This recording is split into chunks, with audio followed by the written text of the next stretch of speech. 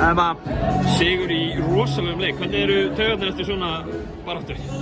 Þetta var svolítið mikið bara spenna þetta í lokin, en við vorum bara búin að ákveða fyrir leikinu. Við ætlum aldrei að gefast upp þótt að við myndum fara undir hvað sem myndi gerast. Og bara við tókum þetta á endanum. Þetta er svona leikur, þú veist, þú sætti að körfubolti sé leikur áhlaupa. Þetta var klárlega svona einhver leikur áhlaupa.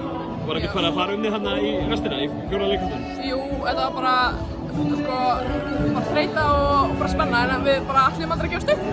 Og, já, eins og segi bara, já. Kemur hérna, þú veist, það er bæðilega svona á tímabili undir lokleiksins, svolítið erfitt með að skora, svo setur þú tvær körfur og hin Emma setur eina þarna. Lítur að hafa verið mikið léttir á þeim tímapunkti að fóra þetta? Já, það er bara geggjað að setja svona körfur og bara hrikalega stolt til dæmis að bara Emmu og bara öllu liðinu fyrir að klára þetta.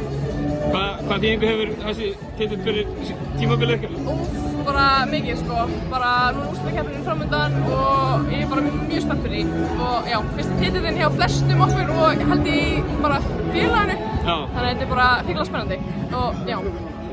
Til hamingju með frábæran leik og titillinn Emma. Takk fyrir.